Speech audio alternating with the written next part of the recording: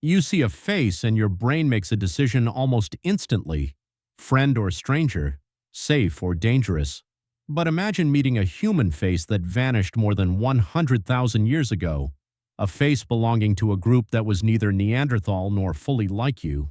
For years, scientists knew that group from almost nothing: a finger bone, a few teeth, fragments of DNA, and clues hidden inside living people. What did these lost humans actually look like? The obvious answer would be that a complete skeleton finally appeared. But the real answer is far stranger. Scientists found their face inside old dental plaque and microscopic traces of protein, turning a skull hidden in a well into the clearest portrait yet of one of your most mysterious relatives. The story begins in southern Siberia.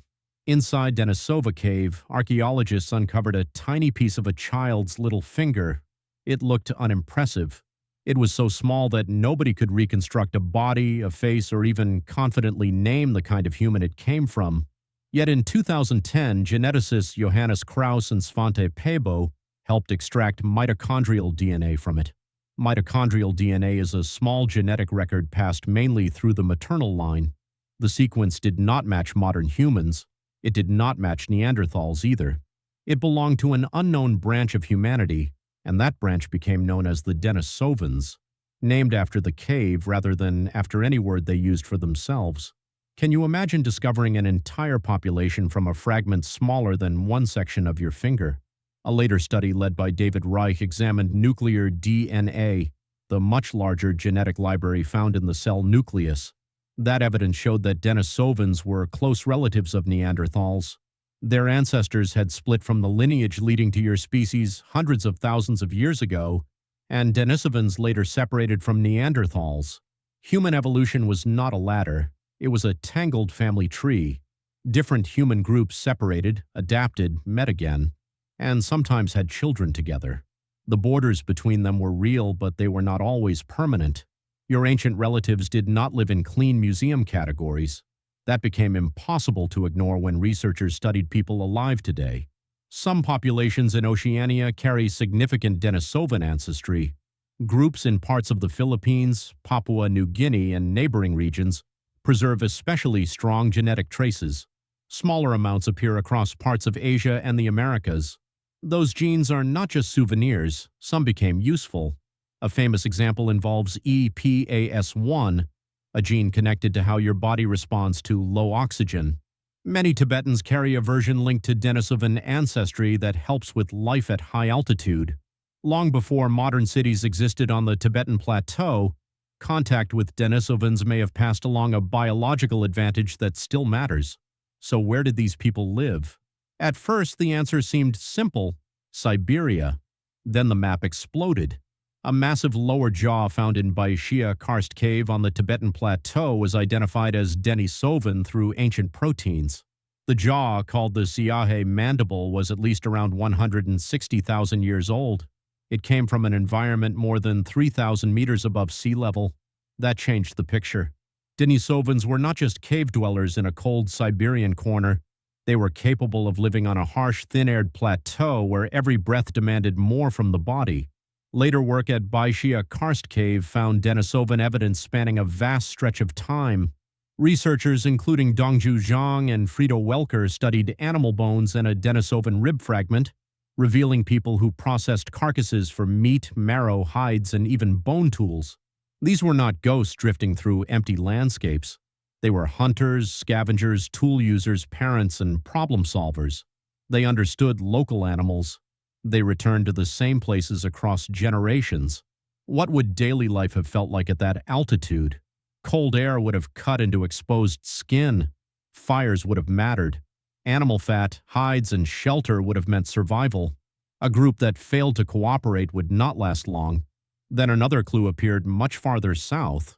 In a cave in Laos, researchers found a large molar from a young individual. Its shape closely resembled the Denisovan jaw from the Tibetan Plateau.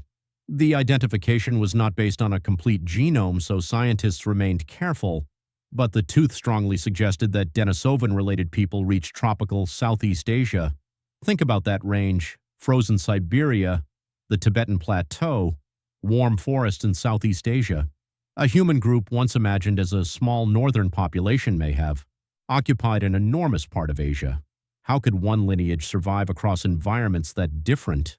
The answer may be that the word Denisovan hides more diversity than it reveals. You use one name. Nature may have produced several populations. Genetic studies suggest that modern humans inherited Denisovan ancestry through more than one mixing event. That implies encounters with distinct Denisovan groups, perhaps separated across Asia for long periods. They may not all have looked identical, behaved identically, or even recognized one another as part of the same people. Then came a jaw from beneath the sea. The Penghu mandible had been dredged from the channel between Taiwan and mainland China. It was thick, powerful, and fitted with large teeth. In 2025, a team led by Takumi Tsutaya used protein evidence to identify it as belonging to a male Denisovan. Once again, protein succeeded where DNA could not. Ancient DNA is fragile. Heat, water, microbes, and time break it into pieces. Proteins can sometimes survive longer, especially inside dense tissues such as tooth enamel. Scientists compare the sequence of amino acids, the small building blocks of proteins, with sequences predicted from known genomes. A distinctive pattern can connect a fossil to a lineage even after most DNA has vanished. This technique is called paleoproteomics. That simply means using ancient proteins to study the past. It is not as detailed as a full genome, but it can rescue identities from fossils that would otherwise remain anonymous. Suddenly, old jaws and teeth scattered across Asia became possible suspects. Could museum drawers already contain Denisovans hiding under the wrong labels? One skull became the most important suspect of all. In 1933, a laborer reportedly found a nearly complete human cranium during bridge construction near Harbin in northeastern China. The region was under Japanese occupation. Instead of turning the fossil over, he hid it in a well. There it remained for decades. Only near the end of his life did the story pass to his family, and the skull eventually reached researchers. It was enormous, with a long, low brain case, a broad face, heavy brow ridges, and a large surviving molar. In 2021, scientists proposed that it represented a new species called Homo longi, meaning dragon man. The name was dramatic. The identity was uncertain. Some researchers suspected that the Harbin skull might actually be Denisovan because its features resembled other Asian fossils linked to that lineage. Yet resemblance is not proof. Faces can evolve similar shapes, and a fossil's appearance does not always reveal its closest genetic relatives. The skull refused to give up ordinary DNA. Then researchers looked at its proteins. A team led by Chao Mei Fu recovered dozens of ancient proteins from the cranium. Several amino acid variants matched Denisovan genetic patterns, linking the Harbin individual to the Denisovan lineage. That was already powerful evidence. Then the tooth revealed something even stranger. Hard mineralized plaque still clung to it. You know plaque as the sticky film you try to brush away. Over time, plaque can calcify into dental calculus, trapping tiny biological traces like a sealed archive. From that ancient buildup, Fu's team recovered mitochondrial DNA that fell within known Denisovan variation. The face finally had a genetic identity. After 15 years of knowing Denisovans mostly through fragments, scientists could connect the lineage to a nearly complete skull more than 146,000 years old. The lost population was no longer represented only by a pinky bone and oversized teeth. You could finally look toward a face. But what exactly do you see? You see a large skull. You see a broad, relatively flat face. You see massive brow ridges above large eye sockets. You see a wide mouth area and a powerful build suggested by the bone. Yet caution matters. A skull is not a photograph. Soft tissue, skin color, hair, body shape, facial fat, and expression cannot be recovered with certainty from bone alone. Any artistic reconstruction contains informed choices. The Harbin individual was also one person, probably male, not a perfect model for every Denisovan who lived across thousands of kilometers and hundreds of generations. So the discovery gives Denisovans a face. It does not give them one fixed face. That difference matters because human brains love categories. Your mind wants a neat picture. Modern humans here, Neanderthals there, Denisovans somewhere else. Reality keeps refusing. One of the clearest examples came from a bone fragment found at Denisova Cave. Geneticist Viviane Sloan and colleagues discovered that it belonged to a teenage girl with a Neanderthal mother and a Denisovan father. Researchers nicknamed her Denny. She was not a theoretical hybrid predicted by a computer model. She was a person. Her existence means members of these groups met closely enough to have children, and that such meetings may not have been extraordinarily rare. Denisovans themselves also carried traces of even older, more mysterious ancestry. The human family tree looks less like separate branches and more like rivers that split, cross, and merge. Where does that leave you? Possibly carrying pieces of them.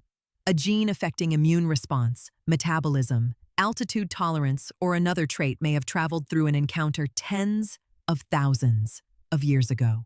Most inherited archaic DNA disappeared over time, but some fragments survived because chance preserved them or because they offered an advantage. Extinction, then, becomes a misleading word. Denisovans vanished as a distinct population. Parts of them did not. Their bodies are gone, but some of their genetic solutions still operate inside living humans. Their history is not completely outside your own. It may be written in the way certain bodies handle cold, infection, fat, or thin mountain air. The Harbin skull also changes how you should imagine ancient Asia. It was not an empty stage waiting for modern humans. It held different human populations with deep histories of their own. Some lived in northern forests. Some survived high plateaus. Some moved through warmer southern regions. They adapted long before Homo sapiens arrived in large numbers. When your ancestors entered those landscapes, they did not simply replace a blank space. They met people. There may have been fear. There may have been trade, imitation, conflict, attraction, and shared knowledge. Archaeology cannot recover every conversation, but genetics proves that at least some encounters became families. What would your idea of humanity look like if several kinds of human still stood beside you today?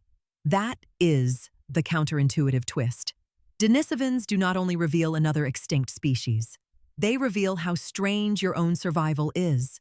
Homo sapiens became the only remaining human lineage, so your brain treats that loneliness as normal. For most of your deeper history, it was not normal at all. Multiple kinds of humans overlapped in time, and the world contained more than one answer to the problem of being human. The lost face from Harbin pushes that truth closer. A heavy brow does not make its owner less thoughtful. A powerful jaw does not tell you what stories that person heard. A broad skull cannot reveal whom that person loved, feared, or protected. The bones give structure. The molecules give ancestry. Your imagination must resist filling the rest with stereotypes. Perhaps that is why the discovery feels so unsettling. The Harbin individual looks different, yet not alien. The face sits just outside your familiar category, close enough to trigger recognition and distant enough to disturb it. You are looking at a relative shaped by another road through evolution. At the beginning, your brain saw a face and wanted an instant answer. Friend or stranger, human or not. Now the categories are harder to defend because the stranger in the skull may have contributed to the biology of people alive today. The face from the well does not belong to a failed experiment separate from your story. It belongs to the crowded human world your ancestors once knew. And when you look into that ancient face, the real mystery is no longer what Denisovans looked like.